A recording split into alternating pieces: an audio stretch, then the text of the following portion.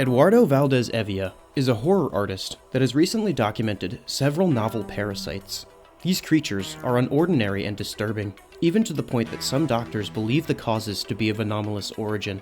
In this video, we'll be investigating these strange parasites and interviewing the attending physician who witnessed and documented them firsthand, Eduardo Valdés-Hevia.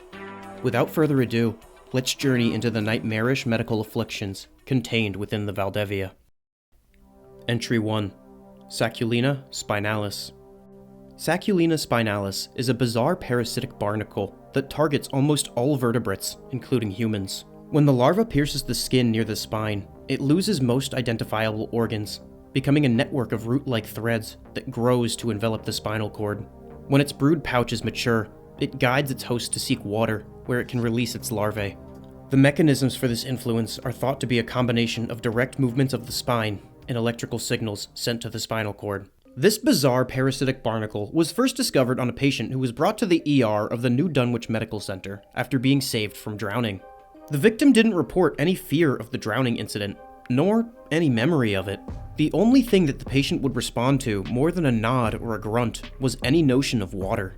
She would gulp down any that was brought to her the moment it arrived, and a particularly burly nurse had to save her from drowning herself in a clogged hospital toilet.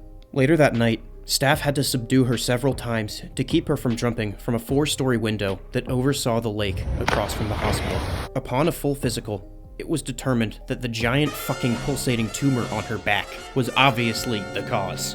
While many facets of this creature's reproduction remain mysterious, researchers at New Dunwich can't help but draw comparisons between this parasite's method of reproduction and the horsehair worm. The horsehair worm is a parasite that can only reproduce in water. They typically infect crickets, and leads them to drown themselves in water so that the worms can find a suitable mate. To find out more about how these barnacles fuck, I accosted the lead scientist credited with their discovery. Does the fact that this parasite makes its host seek water denote similar evolution to the horsehair worm? It's one of the things parasites will do. Control their hosts to continue their life cycles. If their life cycle involves water, like many parasites, they will try very hard to make their hosts seek water, and this is no exception. Does the human infected with this parasite make up a conscious reasoning as to why they're seeking water, or is this just a compulsion? Humans will always rationalize things that are unconscious. If your brain parasite is telling you, seek water, you'll say, oh god, I'm so thirsty. Where's a river? I'm dirty as hell. I need to clean up in this ocean right now.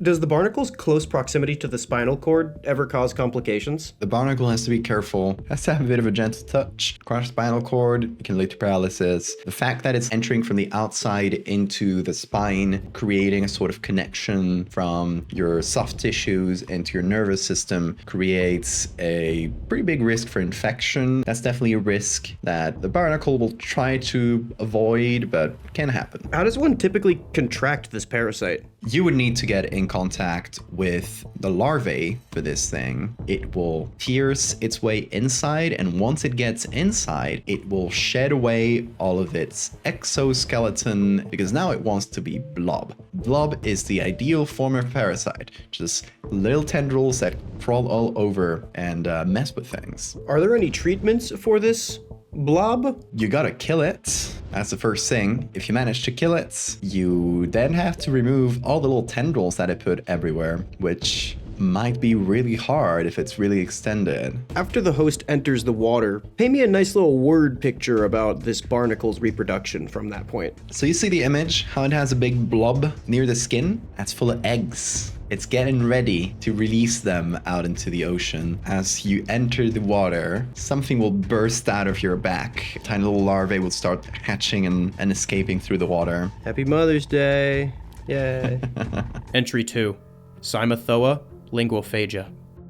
Simoa linguophagia is a parasite that targets mammals, including rare cases in humans.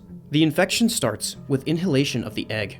The juvenile travels to the mouth, where it cuts the tongue's blood vessels, causing necrosis. The isopod then takes the place of the tongue. The louse will attach to the tongue stub and coordinate with its muscle movements to imitate the actions the tongue performed.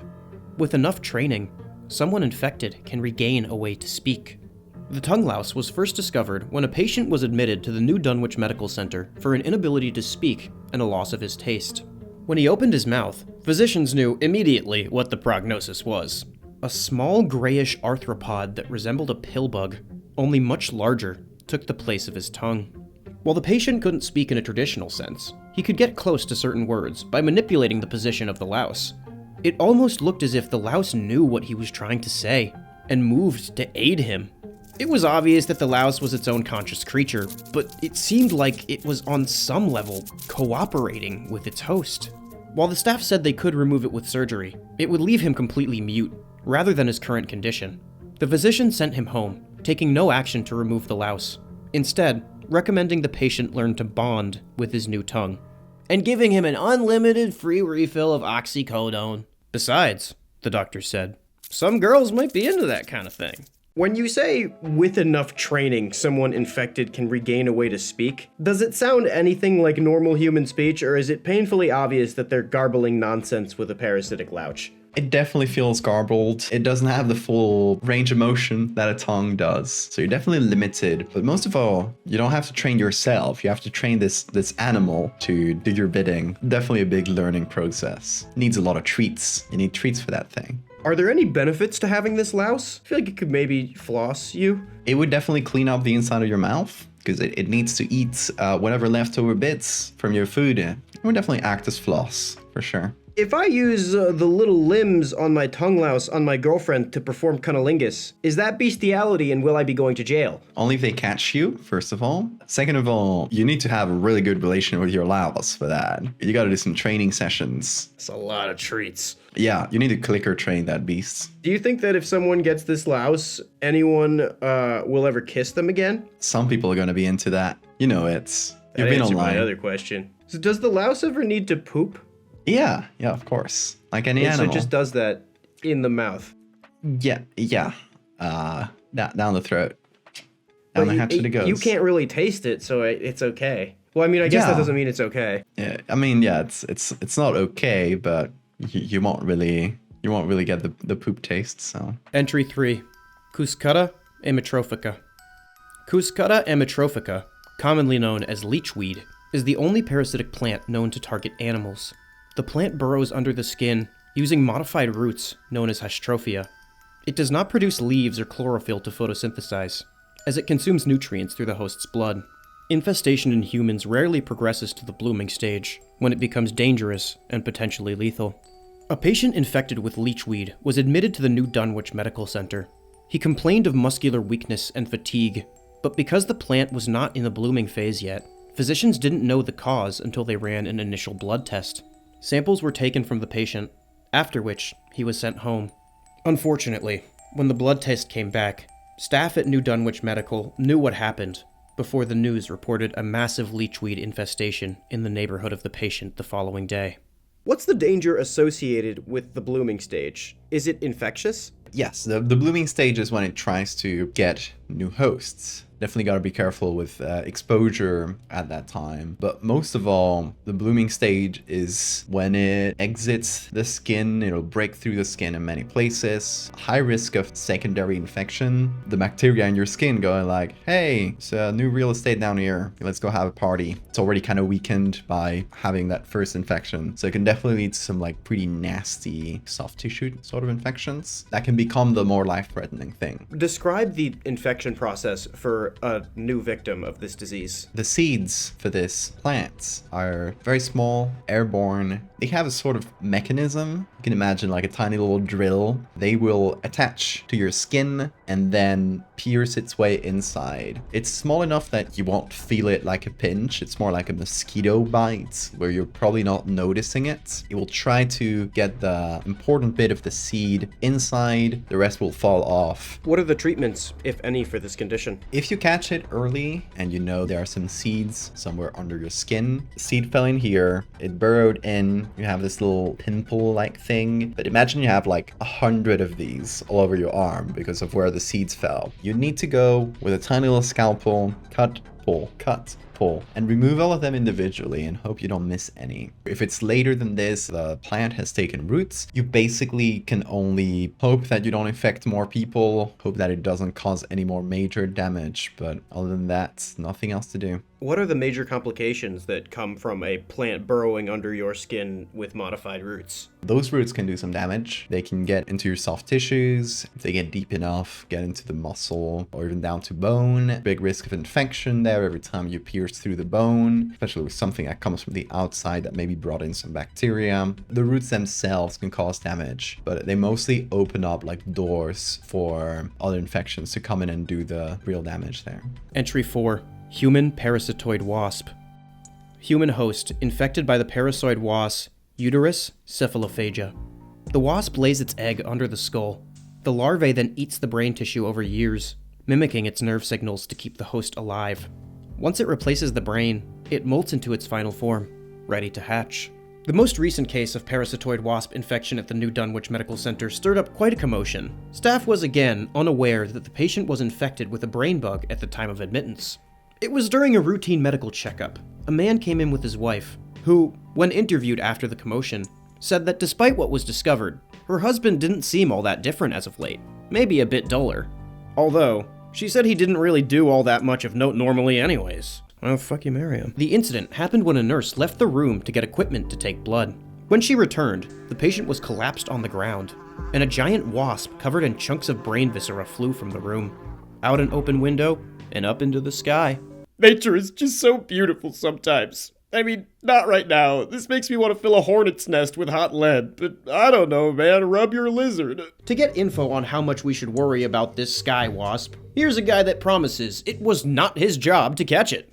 Does the host have any idea that its brain is slowly being eaten and replaced by a wasp? Not really. You'll get things like headaches, the typical symptoms of something growing in your brain, but it's not really causing a ton of pressure, like let's say a cancer would, where it starts growing and causing pressure, and that can lead to all sorts of symptoms. In this case, it's eating through and it's growing at the same rate it's eating, so it's not creating a massive imbalance in pressure, unless you happen to have an X-ray or an MRI or something done while the process is happening. You probably don't know. We could be wasps right now. Does the host's friends or family notice any change in personality, or is the wasp effective at mimicking the personality of the patient? It's pretty effective. It'll essentially learn as it eats and is in contact with the part of the brain that's been eaten. It will like mimic the patterns of electrical impulses that used to be there. So it'll communicate with the rest of the brain in a really sophisticated way where it's like learning as it grows. It might cause some differences because the mimicking is not going to be 100% perfect. Friends and family might start noticing some like behavioral changes, perhaps. This morning person became a night person. Things like this that not necessarily like change in personality, but changes in habits and stuff. Are there any people out there that you think might be, just a bit smarter with a wasp brain instead? Maybe this is an improvement. Definitely. I know some people that could benefit from a little wasp. All right. I mean, it's not all bad. Are there any risk factors for this condition other than like having a thin skull or the way it enters through the roof of the mouth or through the nose? So this little wasp will pierce through the thinner part of your skull. Just don't live where they live. Don't sleep too hard because you might not notice. Are they that big, like when they get out of the skull? So you just have like a wasp straddling your face, the size of your face? Yeah. Just like deep humping into you. That's not a good image in my mind. No, it's not. It's not very pleasant. When the wasp hatches, paint another pleasant little word picture of what exactly happens in this hellscape. When it hatches, it has, as through eating, damaged the structure of the skull a little bit, enough that it's just a little bit weak. It'll use the sutures that already exist in the skull to break those open and act as its egg, usually the top here. And Happy Mother's Day, everyone. I really hope I could get one of these out, like around there. Entry 5. The Devil Mask. The devil mask, Catacanthus diabolus, is a species of shield bug that uses humans as intermediate hosts for their larvae. A devil mask will latch onto its victim's face, injecting them with a psychoactive compound. This makes the host blissfully unaware of the insect as they swallow its eggs. The egg-laying process is short, only taking a few minutes before the devil mask flies off, leaving the host with no recollection of the event. Eggs have an acid-resistant coat to survive the stomach. They then hatch in the intestine, traveling down as they feed and grow. A recent host of the devil mask larvae has begun treatment after her entrance to the New Dunwich Medical Emergency Room. The patient complained of an intense stomach pain, as if she had a buildup of gas that she couldn't expel, despite how much her OnlyFans patrons tipped her. The physician attending her case asked if she could recall anything that could have caused this. She said that the only thing of note she could remember is that her friends lied and said she briefly had a giant bug scuttling around on her face. She remarked that they were just jealous. They're always up my ass about something. After doing imaging of her lower intestines, it appears that her friends were not the ones up her ass at all. What happens when the devil mask larvae are done feeding and growing? They just go through the intestines. As they're done feeding and growing, they'll go through different stages of larvae to adults. When they're done, they'll go out the other side. Oh, so you just shit them out? That's not too bad. I mean, it's a living. It's not the best thing I've shat out. It happens. It does? I feel like it shouldn't. Does the devil mask use any other animal as its host, or is it solely adapted to humans? It's mostly adapted to humans. As with most parasites, it evolved along with us. It can definitely also target closely aligned species like chimpanzees and bonobos. What are the treatments, if any, for this condition? I mean, if you already got them inside, you gotta get a big dose of bug killer down your throat. Hopefully that gets all of them. Otherwise, you just wait and they'll get out on their own. Is it painful to poop them out? I mean, you don't poop them out consciously, right? They get out. They gotta push their way out. I would feel like maybe when I'm pushing something else out, they would just fall out too. I mean, yeah, they might just hitch a ride, but they're pretty big, right? So they would be their own payload. I like how the poop beetle has spawned the most side conversation. What does the injection administered by the devil mask feel like? Has anybody ever harvested the psychoactive compound from the devil mask and used it as a drug? It's something pretty similar to DMT. It's more of a cocktail. There's several things in there. I don't know if anybody has tried to harvest it, but it would definitely be a pretty good psychoactive compound. I bet someone is trying to mash up some devil masks and snort that in, see what it feels like. People leaving the devil mask, if it's like DMT, maybe they're having just full-on religious experiences. Shit, that'd be a good way to be I can't get rid of this. This is my bug baby. It's my bug gave baby. It to me. Exactly. This devil mask has got game. That came out wrong, but for the video, it's right. Do the larvae just eat your poop? I mean, when they're low enough and what's in there is poop, yeah, that's what they got to eat. Would you have to poop less? Depending on how many eggs this thing got into you in the time it had, how many survived through the stomach acid and stuff, you'd probably poop less over time. Entry 6. The cavity weevil. The cavity weevil, Curculio dentalis, is a parasite of mammalian teeth. It drills through the enamel with its long rostrum, depositing eggs in the soft pulp. The larvae eat through the supporting tissues of the tooth, making them rot to leave an opening for the adult to exit. Their name comes from the belief that these weasels use pre-existing weaknesses, like cavities, to help them break through the enamel. Despite that, C. dentalis has been observed puncturing fully healthy teeth. Studies show that their jaws are reinforced with iron and copper, making them into effective drills. Cavity weevils were first documented in a shocking turn of events when a physician at New Dunwich asked for a patient to simply say ah. The doctor aimed his light into the patient's mouth and was shocked and disgusted as thousands of sets of minuscule compound eyes turned to face the light. When she opened her maw, a cacophony of clicking and scuttling filled the room for only a moment and was silenced by the occurrence of a new light. An army of insects dissecting and feeding on her molars. Her mouth was a hive. The physician asked if the condition was painful, to which she scoffed and said, "Of course." When asked why she didn't relay her pain to the doctor initially, she said, and I quote, "You're a doctor, not a dentist. I don't have insurance, nor do I know how it works, so I'll be damned if I let you pill jockeys scam me." The doctor was just as confused as you are probably hearing this right now. So I was doing some tooth surgery shit. I told everybody about these surgeries, but I didn't tell a lot of people why. And I was really tired of just getting bombarded by work. So I just sent your art piece to a few people. And I just like went dark for a day. And then I was like, oh no, I'm just getting veneers. That's just related to a project I'm doing. How do cavity weevils get from one mouth to another? Is it kissing? Definitely sharing drinks, kissing, anything that would port directly or indirectly your mouth next to someone else's mouth. But there are also beetles that can fly. They can fly, they can climb around, so they can try to get in on their own. If they catch you unaware, they catch you sleeping, they might try to like force their way in and munch in some teeth. What do the most extreme cases of this infection look like? Let's say you got just a couple teeth infected, right? Not too bad, you lost a couple teeth. But those weevils, as they leave, one is male, one is female, might just reproduce, have a bunch more babies, infect the rest of your teeth, and just create a sort of wave of tooth infections where they get all your mouth, or most of it. No teeth at all. What are the treatments for this condition? Don't tell me to brush my teeth because I won't do it. Sorry, you gotta brush your teeth.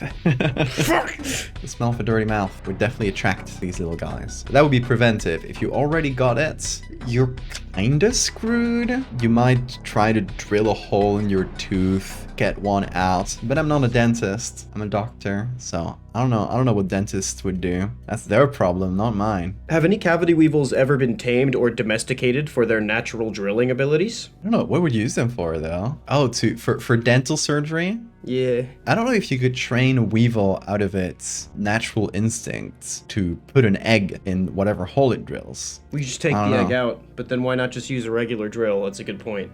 I feel like the weevil is an extra step. The weevil's an extra step. It would definitely be cool to train a few of them like a flea circus to get in your mouth and just do all the surgery by themselves. I would trust that more than a dentist. If I got cavity weevils and a tongue louse, do you think they'd be friends or do you think they'd fight? I don't think the tongue louse would like to have the cavity weevils there. The teeth are its house. It's protection from the outside. Imagine you're living in your house, which is someone's mouth, but that's beside the point. A bunch of little guys come in and start having babies in your walls and destroying them. Would you kick them out? Yeah, I would kick them out. I'd eat them. It's food for the louse, which is bigger. I would eat the wall babies. I would eat the wall babies. How can someone tell, other than seeing a beetle in your mouth, that this is a disease that is not just related to general hygiene and decay? Because if they are inside your teeth, like drilling within, you might not be able to see them immediately. No, you wouldn't see them for a while. You'd pretty much only see them when they're ready to get out. So when they're already like pupated and have become the adult weevil.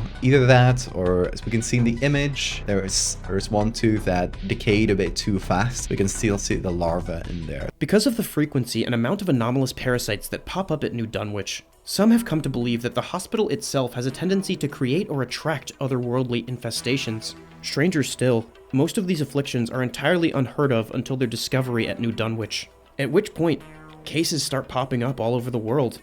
To get a better understanding of these diseases in the context of the documentation, we call on the hospital's resident expert, Eduardo Valdés-Hevia.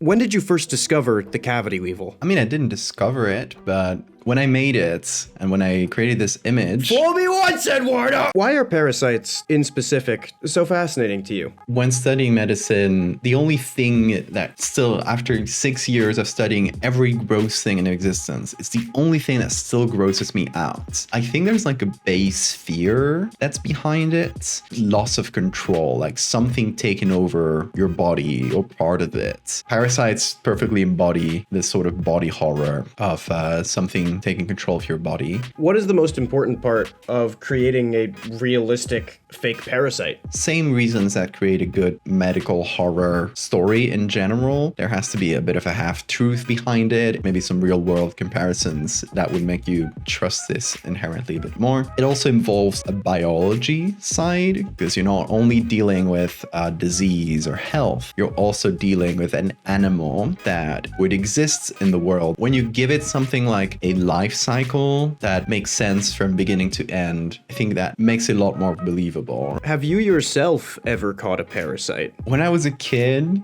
I had this really common parasite in kids, like tiny little worms that come out in your poop. I'm sorry if that's TMI. Pretty common in kids. You need to take like anti-parasites for it. And they gross me out so much. I like that story. You ever had those? They're like a lot of kids have these. I didn't get those, but I did when I was also a child, similar, where they didn't come out in my poop, but they lived in my butt.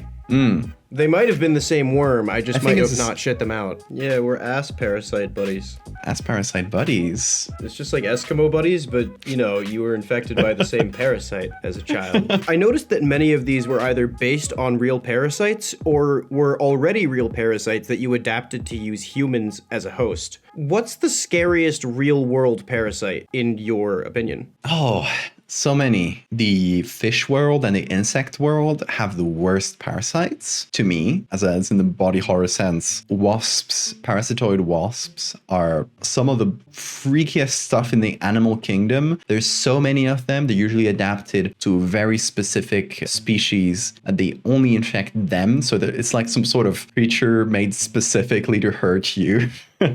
And they're parasitoids, not parasites, which is a good distinction. A parasite tries to keep you alive. A parasite is interested in you living as long as possible because it's leeching off your resources. It's not interested in killing you. A parasitoid doesn't care if you die. It actually will probably accelerate that death in order to get more resources out of you. The parasitoid wasps are the most insane one of these. They will inject you with the venom that will paralyze you and then fill you with a bunch of their larvae. They kill things like tarantulas. Like, they kill pretty big things. The larvae will just feast on this poor paralyzed thing that is alive and is sort of awake. It just can't move. So there's a bunch of larvae eating you from the inside out while you're conscious. It's so messed up. Why do you think nature is so effective at taking advantage of our fears? We used to live in nature not that long ago, evolutionarily. It's all still in our genes in a way. In cases of some people with like arachnophobia, for example, you'll have a tailored fear to this one specific creature because our brain has it innately. So I think our brains still remember a lot of the pains of living in nature and being affected by things like parasites. If you had to choose one of these parasites to get yourself, which would you pick? Realistically, maybe the tongue louse, where it's only affecting a part of your body. Cavity weevil, pretty messed up, but you only lose your teeth, right? In a more poetic way, I would choose the brain wasp because at least it just gets to be you. Your brain is still stored in that bug. It'll go off, do its own thing. Can't imagine the conscious experience of the wasp itself, because as it's eaten your brain and imitated it, it's creating sort of a copy of your consciousness, which then becomes a wasp and flies off. What must it feel to this copy of you that still thinks it's a human to suddenly burst out of your own head and be a wasp just flying around? It must be so scary. Fuck, I never thought of it like that. You just still think you're Eduardo, but you're a wasp and you're flying around. You're like, what is this is a weird day. So if you had to choose one of these parasites that you'd least like to catch yourself, which would you pick? I would say the leechweed. There's this horrible thing growing and taking root under your skin. Pretty much no way to remove it because it's so entangled with you. You can't do anything about it. At least it's pretty, so I'll give it that. What's the funniest, strangest, or most notable response you've ever gotten to your work featuring parasites? We've mentioned this, but I know that there's some people that are into the devil mask and the whole laying eggs thing. It's a whole like fetish, right? Like alien egg type of stuff. It's reached some people that like it. I've avoided engaging with that. Is there Rule 34 of this? I don't think so. If there is, I hope I never see it. Guys, don't send it to him. Don't do it. Do not DM me Rule 34 of Devil Mask, please. Is there any parasite that you're planning for the future that you're particularly excited about releasing on the populace? There's one I recently did. I don't know if you've seen it. The jellyfish that live in your eyeball. Oh yeah, I did see that. He's right in my eyeball. Another eyeball horror one. And there's the one I just did, and it's a parasite thing I've been most excited about in a while. It's the parasitic encephalization theory. Oh, the brain? Yeah, the brain that escapes. Someone sent me this weird like fringe theory that basically says that the brain is sort of a parasite, not in name, not like literally, but in the way it acts in the body. It takes control of the resources of the body. it can reroute nutrients and stuff to itself rather than the rest. It's sort of selfish in many ways. It's also like separate from the immune system. It has its own protective cover. It kind of acts like a parasite that wants to control you and also take all the resources away from you, which I found really interesting. I said, let me think of a literal way of making this a reality. Thinking back to the earliest ancestors of every vertebrate, the chordates more specifically, so every animal that has a spinal cord, and the earliest chordates just had a very simple like string of nerves going down their back, which became the spinal cord through evolution. But they were just like very simple creatures where the larvae had this, and then they would just become sponge-looking things. But that's our ancestors. What if the spinal cord itself was a parasite that got into this very early ancestor and just started controlling it from the inside, and they got so tied together that you can't separate them, essentially? I thought, what's a good way of representing that with an image? It's the brain and spine escaping from a dead person, flailing reflex stuff like, oh, I need to find a new host because it still has this like ancient reflex in it. I've done so many parasites. What if we are the parasites? You are the parasite and the host is the rest of the meat in your body. Maybe the parasites were the friends we made along the way. We do the same PSA as before. People stay critical, not fall for things you see online. Always apply your critical mind to it. Bigfoot is real. You gotta show the big ass Bigfoot image I made. If any of you guys want to see more of my work, I got a website. You can see all of it for free, high quality. I got social medias as well, and I got a Patreon where you can support my work. Every few months, you get a little card pack if you support me. And this card pack is full of little Polaroid photos. If you like this video, you should like, comment, subscribe with all notifications enabled, or I'll give you a parasite. Shout out the inner circle. Love y'all. Bye.